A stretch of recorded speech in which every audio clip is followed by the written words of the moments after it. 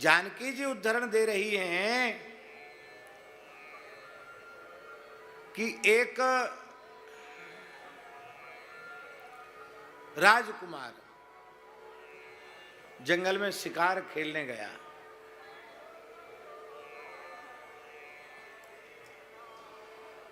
अस्त्र शस्त्र उसके समाप्त हो गए। एक सिंह ने उसको खदेड़ा। अब हथियार तो है नहीं, बाण समाप्त हो गए, धनुष टूट गया है, क्या करे बेचारा, निहत्था है। तो अपनी प्राण रक्षा के निमित्त वह युवक पेड़ पर चढ़ गया। और पेड़ पर जब चढ़ गया तो एक कहावत है, इधर गिरे तो कुआं और इधर गिरे तो खाई। यही हालत उसके हो गई। नीचे शेर दहाड़ रहा है और वृक्ष के ऊपर चढ़ा, वहां भूखा भालू सो रहा था। रीछ। अब तो बेचारा ऐसे ऐसे कांपने लगे। ले साहब, यहां से प्राण बचे, यहां है तो यहां ये खा जाएगा। ये भूख के मारे अपनी जीभ से जबड़े चाट रहा है, इसके मुंह में लार आ रही है हमको खाने के लिए। अब क्या करें? उसको भयभीत होते हुए देखकर उस भालू ने कहा, महाशय, यद्यपि आप मेरे भोज्य हैं और मैं भोजक हूं, आप मेरा भोजन है, मैं खाने वाला हूं और भूखा हूं, लेकिन इस समय तुम मेरी शरण में आए हो। ये वृक्ष मेरा घर है और तुम भयभीत होकर मेरे निकट आए हो, मेरी शरण में आए हो, इसलिए मैं तुम्हें अभयदान देता हूं। तुमको खाऊंगा नहीं मैं, तुम सुखपूर्वक रहो। उस भालू ने उस युवक को अभयदान दे दिया। दोनों में मीठी मीठी बात होने लगी। राजकुमार को विश्वास हो गया और राजकुमार भालू की ही गोद में सिर रखकर सो गया। सिंह वहीं खड़ा था। सिंह ने कहा भालू से, रीछ से, कि देखो ये जो मनुष्य है ना, ये हमारा भी दुश्मन है और तुम्हारा भी दुश्मन है। शिकारी है। ये तो इसके पास अस्त्र होता, शस्त्र होता तो हमको जिंदा थोड़ी छोड़ता, मार ही डालता, वरना तुम्हें जीवित छोड़ता। तो इसलिए ये हमारा तुम्हारा दोनों का शत्रु है। इसलिए तुम बिल्कुल संकोच मत करो, इसको खा जाओ। भूखा मैं भी हूं, पर तुम खा लोगे तो मुझे तृप्ति हो जाएगी, क्योंकि मेरे हाथ से बच निकला है। आओ। श्री सीताराम जी महाराज की जय। जय जय श्री सीताराम। विराज।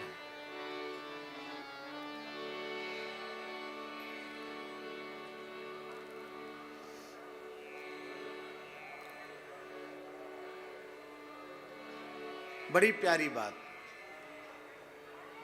आहा। भालू बोला कि मैं किसी भी अवस्था में शरणागत की रक्षा करूंगा। मैं भूखा हूं, भले ही भूखा मर जाऊं, पर मैं शरणागत का वध करूं, उसका भक्षण कर जाऊं, ये नहीं। इसलिए तुम हमको धर्म भ्रष्ट मत बनने की सलाह दो।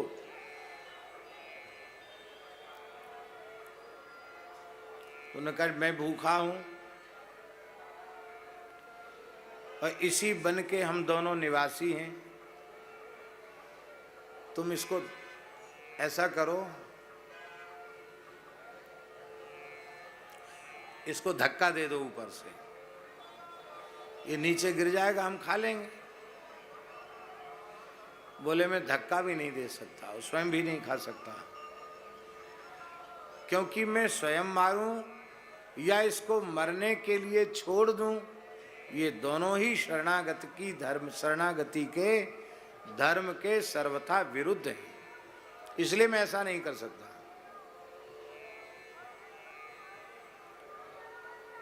बहुत प्रयत्न किए शेर ने, पर भालू अपने धर्म से डिगा नहीं। थोड़ी देर बाद जब राजकुमारी की निद्रा पूरी हुई, पर्याप्त विश्राम उसे मिल गया, तो वह उठकर बैठ गया। और अब तो मित्रता हो चुकी थी, मित्रता में तो भय संकोच रहता नहीं है। फिर अब भालू राजकुमारी की गोद में अपना सिर रखकर सो गया। तब फिर उस शेर ने फिर कहा राजकुमार से, देख अभी इसको लगता है पेट भरा है इसका, इसको भूख नहीं लगी है, इसको भूख नहीं लगी है, इसलिए लंबी चौड़ी धर्म की बातें, शास्त्र की बातें, अहिंसा की बातें, क्षमा, दया और अभय दान की बातें कर रहा है। ये सो कर जगेगा, भूख लगेगी तुमको खा जाएगा,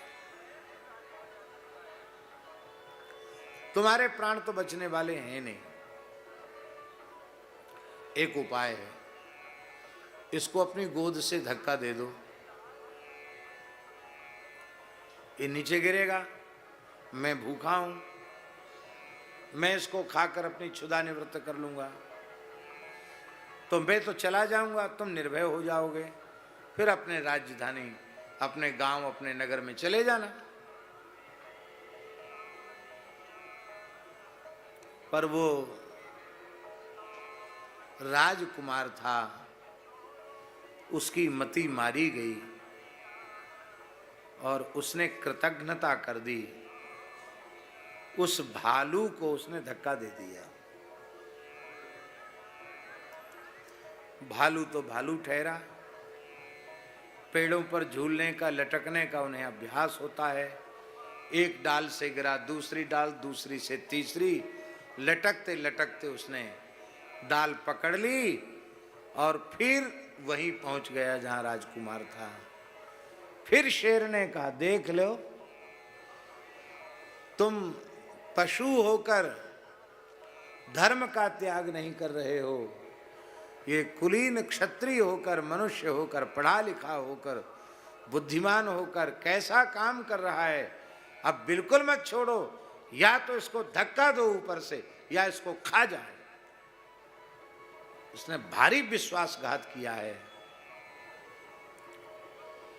पर उस भालू ने कहा, वनराज तुम हताश निराश होकर यहां से जा सकते हो, इसने भले ही मेरे साथ विश्वासघात किया है, किंतु जब एक बार मैंने इसको शरण में ले लिया है तो किसी भी अवस्था में मैं इसका त्याग नहीं कर सकता, मैं इसकी रक्षा करूंगा। किशोरी जी ने कहा, हनुमान जी, जब पशु योनि में, भोग योनि में पड़े हुए जीव अपराधी के भयंकर अपराध करने पर भी उसको ध्यान में नहीं देखते हैं, केवल अपनी दया, अपनी कृपा, अपनी करुणा पर ही ध्यान देते हैं, उस जीव के अपराध पर ध्यान नहीं देते हैं, तो तुम आर्यपुत्र प्रभु श्री राम के चरण सेवक होकर इन राक्षसियों पर कोप कर रहे हो, इनका वध करना चाहते हो, ये तो आपके लिए उचित नहीं है।